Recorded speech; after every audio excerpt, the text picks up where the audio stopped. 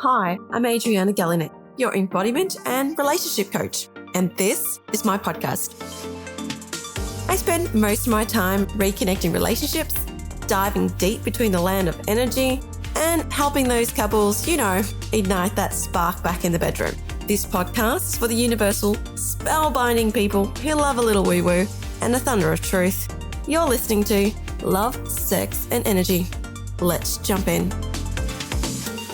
Hey, welcome back. This is episode 3, and you're listening to Love, Sex, and Energy with Adriana Galinek. Today, I'm talking to you about the questions that I get asked a lot. And this question is, how do you pick yourself up after divorce? Drop the mic. How do you do it? How do you do it? It's very interesting, actually. Let's dive in and unpack all of that, because divorce is bloody horrible. And here I am laughing because I'm on the other side. So a divorce is horrible. It's hard. It's painful. It's miserable. It's like death, but they're still there. That's the worst part. You think you've died, but the person's actually still there. And you still have to talk to them every single day. Well, not really. But when you have kids and things like that, it does get a little bit taxing. So let's just specifically talk about, how do you pick yourself back up? In the past conversations of the episodes, we were talking about frequency and love frequency. And the best answer I can give you is surrendering. Surrender. And that is a very important word to me, because that helped me with my transition through my divorce. One of my monks that I work with, he said to me when I was reaching out, because I was functioning, right? So I knew that this process was happening. I knew, changes was coming. And let's be honest, who likes change? Nobody likes change, and let alone your whole life kind of been ripped apart, this fairy tale, the fairy tale that got ripped apart, and having to live through that and go, well, how am I supposed to be happy now when I don't even know what's happening next? You've got no control over what is happening. And I think that's the scariest part. If you have gone through a divorce or heading that way, it's the unknown. It's the, oh my goodness, what is happening? I got up and I knew my routine. I know what I was doing. And now it's like I'm starting from ground zero. For those who don't know my story, my ex-husband left, fell in love with another friend, and we had 5 kids. And that was bloody hard. That was really, really hard. And you think, what is wrong with me? Am I not pretty enough? Am I not good enough? Did I not clean enough? Was I not a good wife? Was I not? You start poking at yourself. So they're some of the things that I was, I call it monkey mind, in your head. And my monk said to me, Adriana, what will be will always be. When it's time, if it's meant to be, he will be there. When you hold on to something so much, you hold on to what you really want, the control aspect of life, and you don't realize how much you are controlling until something like that actually happens, where you feel like you're juggling all the plates, and all of a sudden, all the plates start smashing around you and you've got no control, nothing.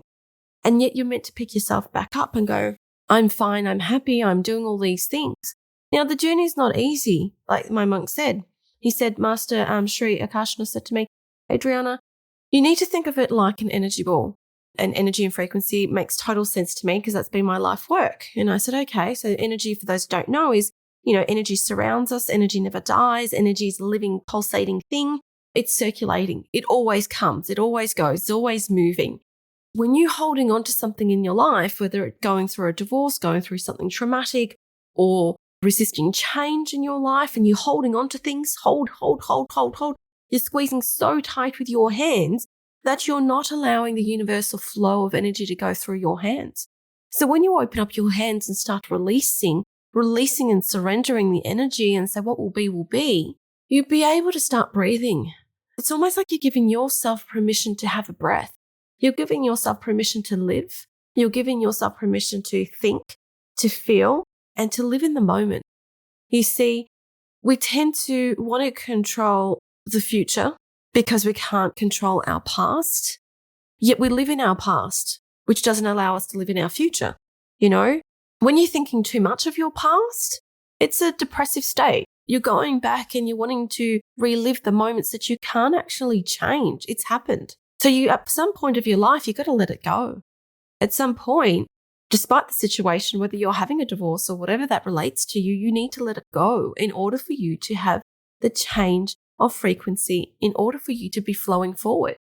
That stops us from doing the best work we possibly can and living the best life you possibly can. For me at that moment, I surrendered wholeheartedly. Surrendered. I said, I will not take this on anymore. I will accept what it is and we'll be working. I was lying in my bed and I was at the point where, my friends were getting really concerned. My work colleagues were extremely concerned because they saw me every day and they were like, something needs to change. And I just said to them, allow me to be in my space because this is how I'm coping, but I'll be fine. And that day, after I spoke to Master, I said to him, okay, I'm ready to make a change. Because no one could actually make that change for me. No one could do that thinking. No matter therapy helps. If you're a therapy goer, please, I insist, go. It really helps. I love therapy. It's my favorite.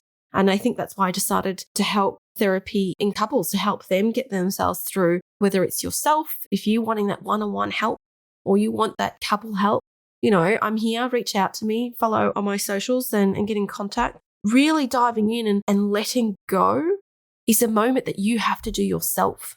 And that's with everything. All different challenges, anything that you want to create, anything that you want to do, anything that you want to see. I call it crossing the bridge. You don't know what's on the other side.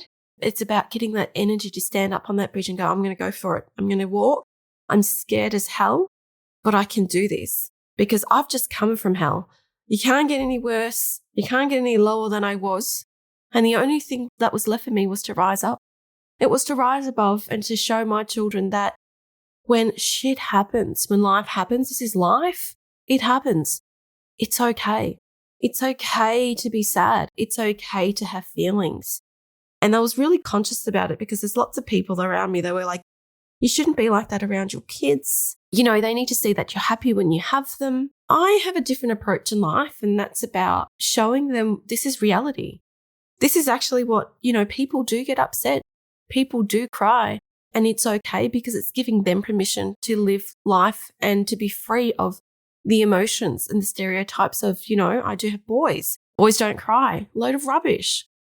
We are human. We have feelings and we need to connect, and they need to know that some days I would cry, but mum will be okay. I would be okay. And having that openness and that trust and making that mindset that I surrender to things that I no longer control.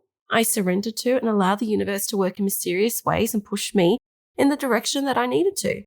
And I'm glad that I did, because people thought I'd be miserable and sad, and the topic of conversation was just on and on and on and on and on. And you'd be like, oh my God, I'm already over it. And I'd say, but how? If that was me, I'd be so angry. And I said, because I've chosen not to. It's very simple. I have chosen not to go into the negative energy, not to live in my past, but to be present in my future, present in today, and surrender to things that I can no longer control. I can only control myself and my thoughts and my actions, but I can't control others. So I'll make a conscious decision and effort to always be the best version of myself because I have control in that. So I bless and I release because that's no longer my journey. It's a story. It doesn't dictate who I am as a person. So if you can find it in yourself, somewhere in there to surrender and let go, I really, really, support it. It's actually really freeing when we don't have to do what other people want us to say, think, feel. You surrender and let the universe take over. Just try to put one foot in front of the other and you do things that make you happy, lift your frequency, because only you can do that. Only you have that choice. Hopefully that gave you a bit of an insight of my past and how I managed to pick myself up. Stay tuned for another episode next week. We'll talk about some misconceptions about my industry and my woo-woo-ness and what I actually bring to the table. So stay tuned to then. Till next time, shine bright. Bye. That's it for another episode of Love, Sex and Energy. Connect on all socials at Adriana Galinek. Hit the follow button, share with friends, and if you have some time, write a review. As they say, the energy flows in universal ways, so always remember to shine bright. Till next time, see ya.